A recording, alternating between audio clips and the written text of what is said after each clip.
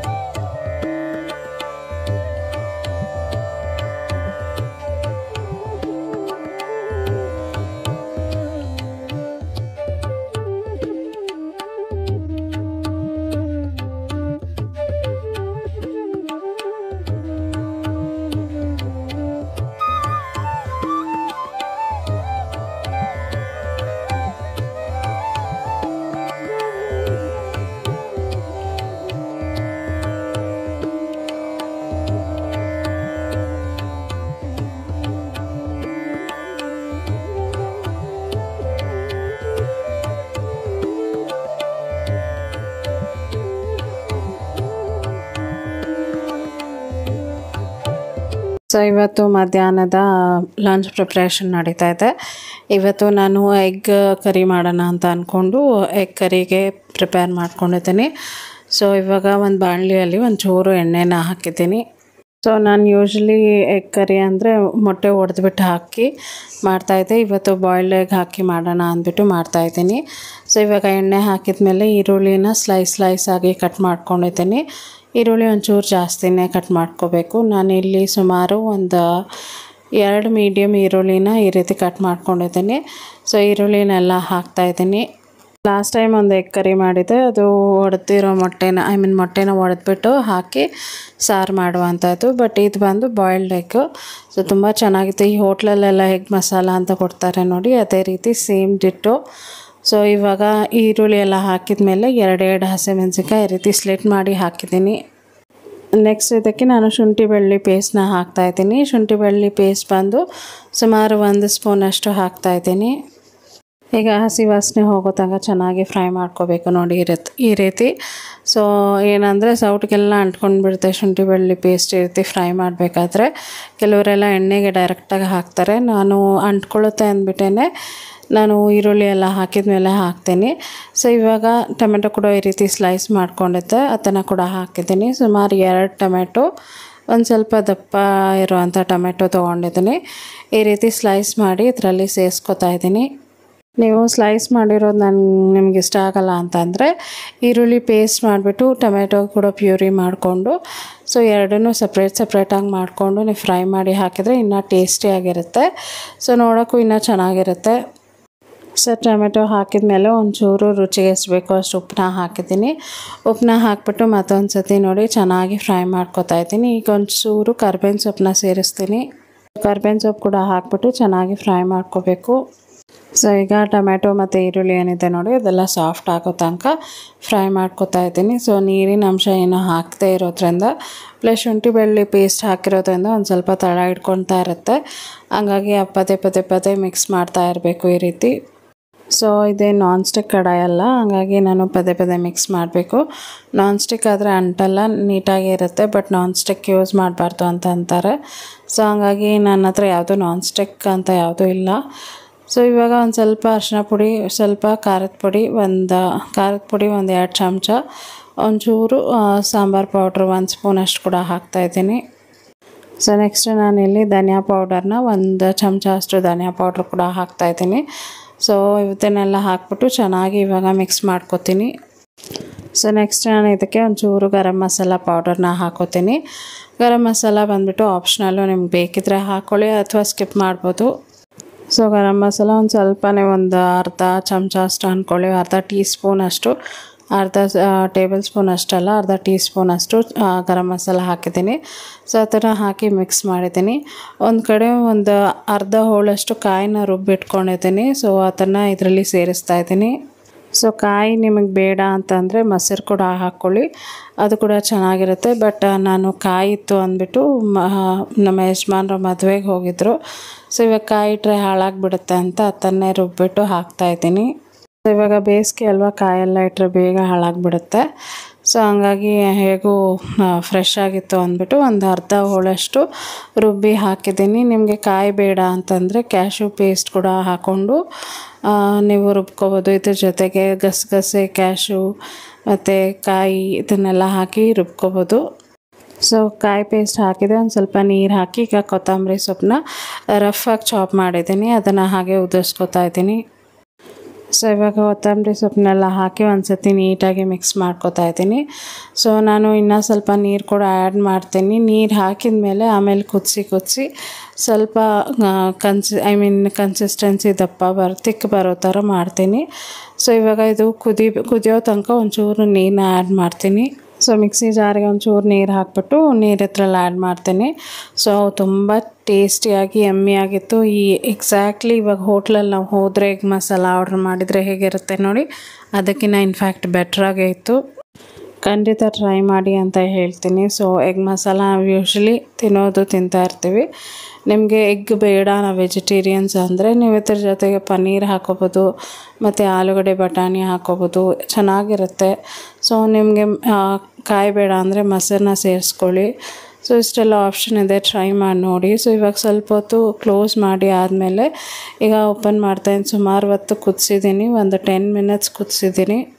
ಈಗ ಎಣ್ಣೆ ಎಲ್ಲ ನೋಡಿ ಸಪ್ರೇಟ್ ಆಗಿಬಿಟ್ಟು ಮೇಲ್ಗಡೆ ಹೇಗೆ ಬಿಟ್ಕೊಂಡಿದೆ ಅಂದ್ಬಿಟ್ಟು ಈಗ ಇದಕ್ಕೆ ನಾನು ಎಗ್ನ ಬಾಯ್ಲ್ ಮಾಡಿ ಇಟ್ಕೊಂಡಿದ್ದೆ, ಅದಕ್ಕೆ ಒಂದು 3 ಕಟ್ ಹಾಕ್ಬಿಟ್ಟು ಈ ರೀತಿ ಮಧ್ಯದಲ್ಲಿ 3 ಕಟ್ ಮಾಡ್ತಾಯಿದ್ದೀನಿ. ಸೊ ಮಸಾಲೆ ಎಲ್ಲ ಎಗ್ ಒಳಗಡೆ ಇಳೀಲಿ ಅಂದ್ಬಿಟ್ಟು ಸುಮಾರು ಒಂದು 7 ಮೊಟ್ಟೆಯನ್ನು ತೊಗೊಂಡೆ. ಸೊ ಎಲ್ಲದನ್ನು ಈ ರೀತಿ ಕಟ್ ಮಾಡಿ ಹಾಕ್ತಾಯಿದ್ದೀನಿ. ನಿಮಗೆ ಬೇಕಂದರೆ ಎಣ್ಣೆಯಲ್ಲಿ ಒಂಚೂರು ಉಪ್ಪು, ಖಾರ, ಗರಂ ಮಸಾಲೆ ಎಲ್ಲ ಹಾಕ್ಬಿಟ್ಟು ಫ್ರೈ ಮಾಡಿಬಿಟ್ಟು ಕೂಡ ಹಾಕ್ಕೋಬೋದು. ಬಟ್ ನಾನು ಡೈರೆಕ್ಟಾಗಿ ಹಾಕ್ತಾಯಿದ್ದೀನಿ. ಸೊ ನಮ್ಮ ಮನೇಲಿ ಇದೆ ಮೊದಲನೇ ಸಾರಿ ಎಗ್ ಕರಿ ಪೂರ್ತಿಯಾಗಿ ಖಾಲಿ ಆಗಿತ್ತು. ಇಲ್ಲ ಅಂತಂದರೆ 2 ದಿವಸ 3 ದಿವಸ ಅಟ್ಲೀಸ್ಟ್ ಸ್ವಲ್ಪ ಆದರೂ ಉಳಿಯೋದು. ಬಟ್ ಇವತ್ತು ನೈಟಿಗೆ ಎಲ್ಲ ಕ್ಲೀನಾಗಿ ಖಾಲಿ ಆಯಿತು. ಸೊ ನೈಟ್ ನಾನು ದೋಸೆ ಮಾಡಿದ್ದೆ, ಹಾಗಾಗಿ ಎಲ್ಲ ಖಾಲಿ ಆಯಿತು. ಸೊ ಇವಾಗ ಇದು ಆಲ್ಮೋಸ್ಟ್ ಆಗಿದೆ. ಒಂದು ಕುದಿ ಬಂತಂದರೆ ಇದು ಆಲ್ಮೋಸ್ಟ್ ರೆಡಿ ಆಗುತ್ತೆ. ಸೊ ಸುಮಾರು ಒಂದು 3 ನಿಮಿಷ ಬಿಟ್ಟಿದ್ದೆ ಹಾಗೆಯೇ ಕುದಿ ಬರಲಿ ಅಂತ. ಸೊ ತುಂಬ ಚೆನ್ನಾಗಿತ್ತು. ನಮ್ಮ ಯಜಮಾನ್ರಿಗೂ ಇಷ್ಟ ಆಯಿತು ಎಗ್ ಕರಿ. ಸೊ ಯೂಶ್ವಲಿ ಅವ್ರಿಗೆ ಎಗ್ ಕರಿ ಎಲ್ಲ ಇಷ್ಟ ಆಗೋದಿಲ್ಲ, ಬಟ್ ಇವತ್ತು ಅವರೇ ತುಂಬ ಚೆನ್ನಾಗಿದೆ ಅಂತ ಅಂದರು. ಅಷ್ಟು ಚೆನ್ನಾಗಿತ್ತು. ಸೊ ಖಂಡಿತ ಟ್ರೈ ಮಾಡಿ. ಇವಾಗ ಇದು ಎಗ್ ಕರಿ ರೆಡಿ ಆಗಿದೆ. ಫೈನಲಾಗಿ ಕೊತ್ತಂಬರಿ ಸೊಪ್ಪು ಉದುರಿಸ್ತಾ ಇದ್ದೀನಿ. ಸೊ ಇದಾದಮೇಲೆ ನಾನು ಪ್ಲೇಟಿಂಗ್ ಮಾಡ್ತೀನಿ. ಹೇಗಾಯಿತು, ರೈಸ್ ಜೊತೆಗೆ ಹೇಗಿತ್ತು ಅಂತ ನೀವು ನೋಡ್ಬೋದು. ಸೊ ತುಂಬ ಯಮ್ಮಿಯಾಗಿರುತ್ತೆ, ಖಂಡಿತ ಟ್ರೈ ಮಾಡಿ. ಸೊ ನೆಕ್ಸ್ಟ್ ನಾನಿಲ್ಲಿ ಪ್ಲೇಟಲ್ಲಿ ರೈಸ್ ಸರ್ವ್ ಮಾಡ್ಕೊತಾ ಇದ್ದೀನಿ. ನೀವು ಬೇಕಾದರೆ ಇದನ್ನು ಪರೋಟ ಜೊತೆಗೆ, ದೋಸೆ ಜೊತೆಗೆಲ್ಲ ತುಂಬ ಚೆನ್ನಾಗಿರುತ್ತೆ. ದೋಸೆ ನಾವು ನೈಟಿಂಗ್ ಮಾಡಿದ್ದೆ ನಾನು. ಸೊ ಎಲ್ಲರೂ, ನಾನು, ನಮ್ಮ ಯಜಮಾನ್ರು, ನಮ್ಮ ಯಶು ಎಲ್ಲರೂ 3 ಜನ ದೋಸೆ ತಿಂದ್ವಿ. ಸೊ ನಮ್ಮ ಅಕ್ಕ ಎಲ್ಲ ಅವಳು ಆಫೀಸ್ಗೆ ಹೋಗ್ತಾ ಇರೋದ್ರಿಂದ ಅವಳು ಅಲ್ಲೇ ತಿನ್ಕೊಂಡು ಬಂದೆ ಅಂತ ಅಂದ್ಲು. ಸೊ ಇವಾಗ ನೋಡಿ ಈ ರೀತಿ ಕಾಣ್ತಾ ಇದೆ. ನೆಕ್ಸ್ಟ್ ಫೈನಲಾಗಿ ನಾನು ಸಂಜೆ ಮೇಲೆ ವ್ಲಾಗ್ ಕಂಟಿನ್ಯೂ ಮಾಡಿದೆ. Hi guys, welcome back to my channel. ಇವತ್ತು ಸಂಜೆ ಮೇಲೆ ವ್ಲಾಗ್ ಮಾಡ್ತಾಯಿದ್ದೀನಿ. ತುಂಬ ದಿವಸ ಆಯಿತು ಸಂಜೆ ಮೇಲೆ ವ್ಲಾಗೆಲ್ಲ ಮಾಡಿ. ಈಗಷ್ಟೇ ಪೂಜೆ ಎಲ್ಲ ಮಾಡಿ ದೇವರಿಗೆ ಹೂವೆಲ್ಲ ಹಾಕಿ ಪೂಜೆ ಮಾಡಿದೆ. ರಮೇಶ್ ಅಂಗಡಿಗೆ ಹೋಗಿ ಬಂದು ಎಣ್ಣೆ ಎತ್ತಿಡು, ಎಣ್ಣೆ ಮ್ಯಾಚ್ ಬಾಕ್ಸ್ ಎಲ್ಲ ಎತ್ತಿಡು. ಹಿಟ್ಟೆಲ್ಲಿ ಹಿಟ್ಟು ತಾನೇ ಕೇಳಿದ್ದು.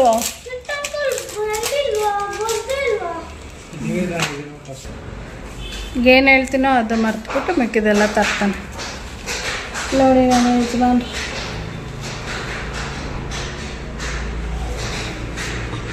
Hi, how are you? ಎಷ್ಟು ಓದ್ತಾ ಇದ್ದೆ ಎಷ್ಟೊತ್ತು. ಸೊ ನೆಕ್ಸ್ಟ್ ಮಂತಿಂದ ಅವನಿಗೆ ಎಕ್ಸಾಮ್ ಅಲ್ವಾ, ಹಂಗಾಗಿ ಓದಿಸ್ತಾ ಇದ್ದೆ.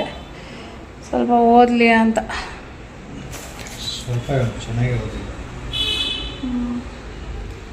ಚೆನ್ನಾಗಿ ಓದಲಿ ಅಂತ.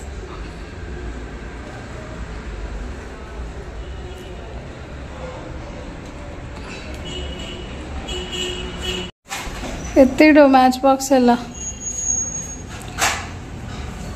ಎಣ್ಣೆ ಪ್ಯಾಕೆಟ್ ಎತ್ತಿಡು. ಸೊ ಇವತ್ತಿನ ವ್ಲಾಗ್ ಇಷ್ಟೇ. ಇವತ್ತಿನ ವ್ಲಾಗ್ ನಿಮ್ಗೆ ಇಷ್ಟ ಆಗಿದೆ ಅಂತ ಅಂದ್ಕೊಂಡಿದ್ದೀನಿ. ಸೊ ಇಷ್ಟ ಆದರೆ ದಯವಿಟ್ಟು ಲೈಕ್ ಮಾಡಿ, ಶೇರ್ ಮಾಡಿ, ಕಮೆಂಟ್ ಮಾಡಿ, ಸಬ್ಸ್ಕ್ರೈಬ್ ಮಾಡಿ. ಮತ್ತು ನಾಳೆ ಒಂದು ಹೊಸ ವೀಡಿಯೋ ಒಂದಿಗೆ ನಾನು ನಿಮ್ಮನ್ನ ಭೇಟಿ ಆಗ್ತೀನಿ. ಅಂಟಿಲ್ ದೆನ್ ಟೇಕ್ ಕೇರ್, ಬಾಯ್.